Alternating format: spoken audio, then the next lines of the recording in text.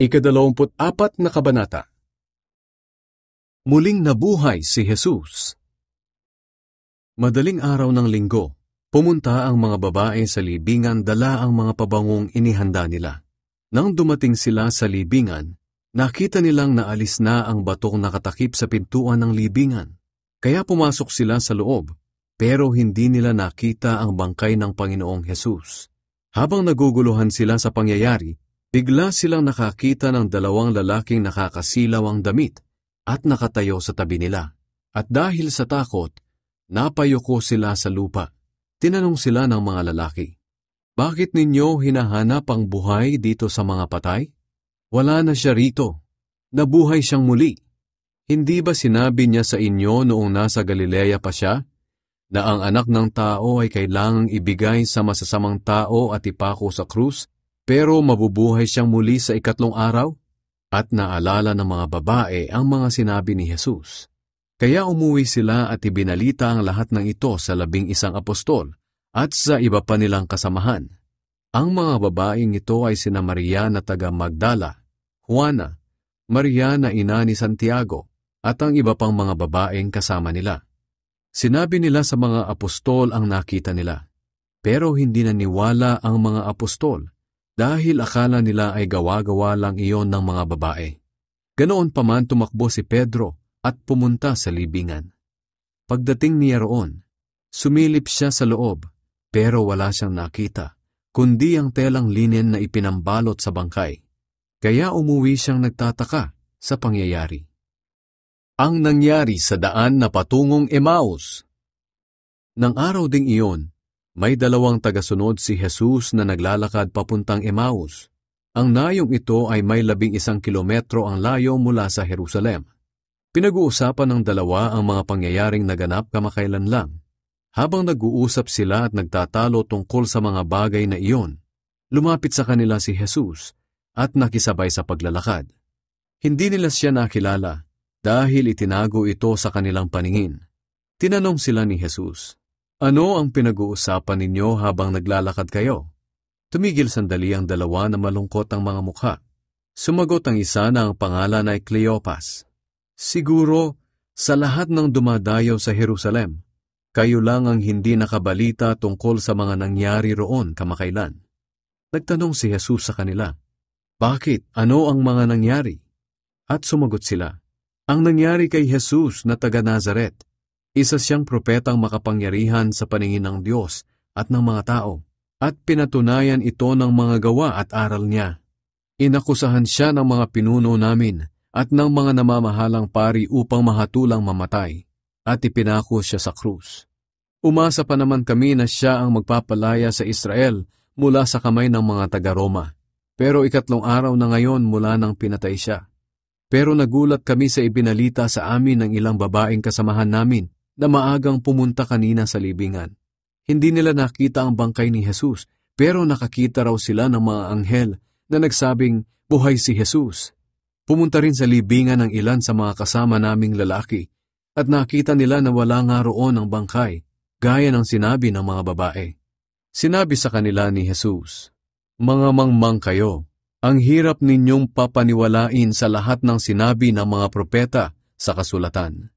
Hindi ba't ang Kristo ay kailangang magtiis ng lahat ng ito bago siya parangalan ng Diyos?" At ipinaliwanag sa kanila ni Jesus ang lahat ng nakasulat sa kasulatan tungkol sa kanya, mula sa mga isinulat ni Moises hanggang sa mga isinulat ng mga propeta. Nang malapit na sila sa Emmaus na pupuntahan nila, nagkunwari si Jesus na magpapatuloy sa kanyang paglalakbay, pero pinigil nila siya at sinabi, "Dito na muna kayo tumuloy sa amin, dahil palubog na ang araw at dumidilim na." Kaya sumama siya sa kanila. Nang kakain na sila, kinuha ni Jesus ang tinapay at nagpasalamat sa Diyos. Pagkatapos pinaghati-hati niya ito at ibinigay sa kanila. Nabuksan ang kanilang mga paningin at nakilala nila si Jesus. Pero bigla siyang nawala sa kanilang paningin. Sinabi nila, "Kaya pala ang ganda ng pakiramdam natin habang kinakausap niya tayo sa daan at ipinapaliwanag sa atin ang kasulatan."